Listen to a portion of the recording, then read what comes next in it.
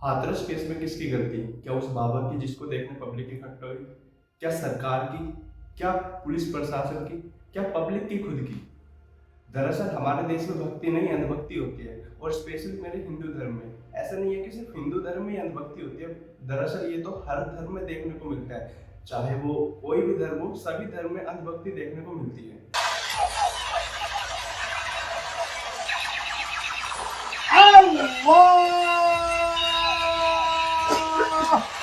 हमारे देश में कहावत है, भीड़ में अगर एक पत्थर फेंके, वो जिसको जाकर लगेगा वो इंजीनियर होगा। पर आज के समय में ये बात गलत है, वो बाबा होगा।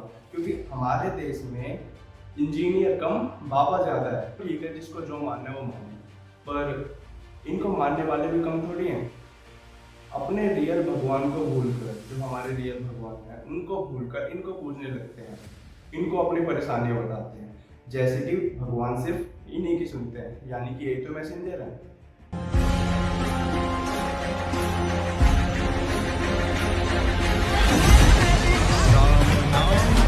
अब इस किट का मतलब क्या है?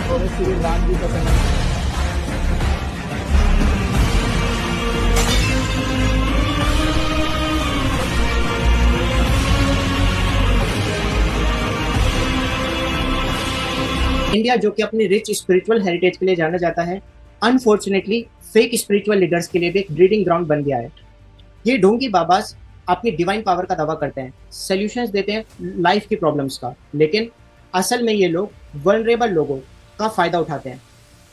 तो आखिर ये ढोंगी बाबास कैसे लोगों को थ्राइव करते हैं, इसके पीछे के फैक्टर्स क्या क्या हैं? सबसे पहला फैक्टर यहाँ पे हो सकता है इंडिया की डीप रूटेड स्पिरिचुअल कल्चर, जो इन फेक गुरुज को एक फर्टाइल ग्राउंड प्रोवाइड करता है। लोग मिरेकल्स और गाइडेंस के लिए इन बाबास को अप्रोच करते हैं, जो इनके इजी टारगेट्स बन जाते हैं आराम से। दूसरा यहाँ पे आता है कुछ एरियाज ऑफ इंडिया के अंदर जहाँ एजुकेशन की कमी है, जो सुपरस्टिशन यानी कि अंधविश्वास को बढ़ावा देती है। मीडिया का सेंसेशनलिज्म भी यहाँ पे एक इंपॉर्टेंट रोल प्ले करता है, जो इन इंडिविजुअल्स को एक प्लेटफॉर्म और लेजिटिमेसी प्रोवाइड करता है। सोशल इश्यूज, सोशल इश्यूज में पर्सनल हार्डशिप्स लोगों को इन स्पिरिचुअल लीडर्स के पास लेके जाती है, hoping for this gurus to solve their problems. ये सब छोड़ो, मैंने तो ये तक देखा है मंदिरों में इन बाबाओं की तस्वीरें रख के इनको पूजा जाता है। हमारे रियल भगवान है भाई, उनको पूजो, इन बाबाओं को क्यों पूज रहे हो?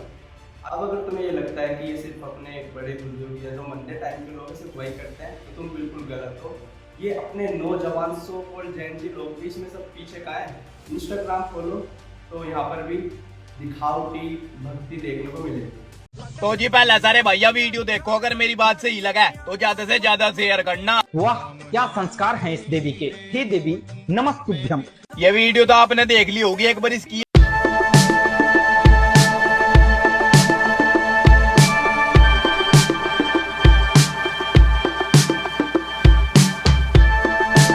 भगवान के नाम पे फूल और कमाना चाह रहे हैं, माथे पे लगा के तिलक, छोटे छोटे कपड़ों में जिस्म दिखा रहे हैं। अरे की तो क्या ही बात करूं मैं, इसकी तो कहीं ना कहीं भक्ति भी फेक है, क्योंकि फेम तो पहले तो राधे राधे, और फेम के बाद कपड़े भी आधे आधे। A few moments later. तो जी पहले सारे भैया वीडियो देखो, और जो अपने हिंदू धर्म की केयर करेगा वही वीडियो शेयर करेगा। मुसलमान भाइयों, अल्लाह अकबर 400 करोड़ बार लिखा जाता है रोजाना। तोड़ दो आज को। मगर हिंदू भाइयों वजह समय आ गया अपनी ताकत का परिचय देने का। चलो सारे भाई मिल गए कि इतिहास बनाओगे, और कब तक अपनी जाति के लिए और बिरादरी के लिए लड़ते रहोगे? वो बात तो सुनी होगी, कंधों तो ऊंची छाती नहीं होती, और अपने धर्म तो बड़ी कोई जाति नहीं होती। तो सारे भाई मिलकर अपनी एकता दिखाओ, और इस वीडियो को ज्यादा से ज्यादा शेयर करवाओ, और 400 करोड़ नहीं 400 करोड़ तक ज्यादा बार कमेंट बॉक्स में जय श्री राम लिख दो, और इस कमेंट बॉक्स को ना हैंग कर। आयरनी हो रही है जी, बहुत भयंकर। अब ये गवार इसी तरह की वीडियोस बनाता है, और ना जाने ऐसे कितने इंस्टाग्राम पर भरे पड़े हैं। अब कमेंट में जय श्री राम लिखकर हमारे प्रभु राम कैसे खुश होंगे? और ये कमेंट करने वाले, शेयर करने वाले कोई बड़े बुजुर्ग तो है नहीं। इनकी प्रोफाइल खोलो तो 18 से 30 साल के व्यक्ति हमें इसमें देखने को मिलेंगे, और पता नहीं किस दिशा में जा रहा है हमारे देश का युवा। ये सब करने से हमारा हिंदू धर्म प्रमोट तो नहीं हो रहा, उल्टे तो डिसरिस्पेक्टफुल हमारे धर्म के लिए। हाथरस स्टैम्पेड में भी सेम स्टोरी है।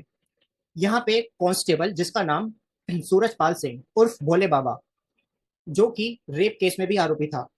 भोले बाबा के हिसाब से इनके पैरों के धूल और इनके यहाँ के हत्थे के नल का पानी पीने से लोग एकदम ठीक हो जाते हैं।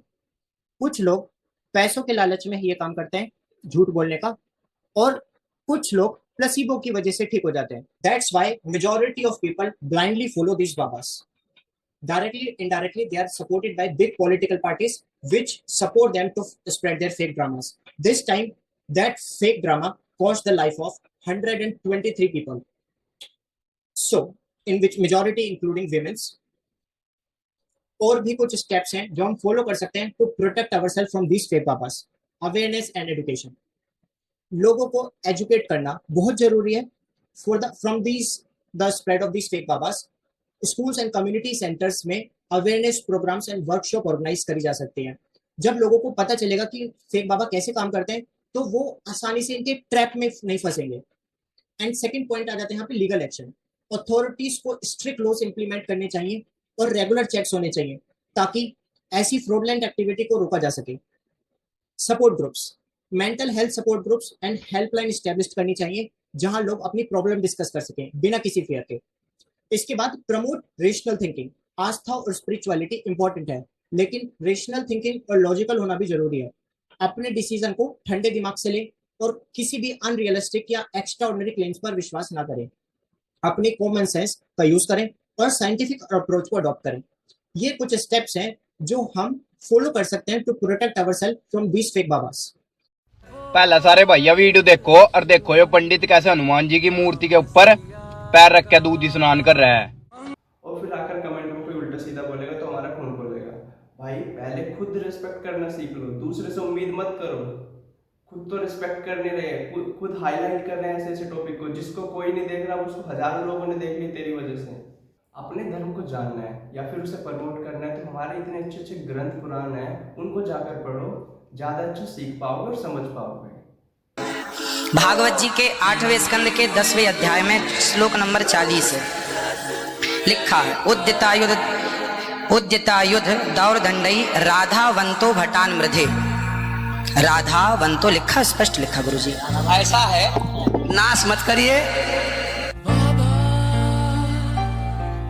आधावंत है, आधावंत में दौड़ते हुए या संधि हो गई है गुरुजी। नहीं बाबाओं को खुद तो कुछ अच्छे से आता नहीं, खुद ने तो कुछ पढ़ा होता नहीं ढंग से, थोड़ी सी बस इंटेलेक्चुअल बातें करते हैं और ज्यादा ज्ञान फैलने, और सुनने वाले उनसे भी बड़े ज्ञानी। और ऐसा नहीं है कि अच्छे बाबा नहीं होते हैं अच्छे बाबा, जैसे कि हमारे प्रेमानंद जी।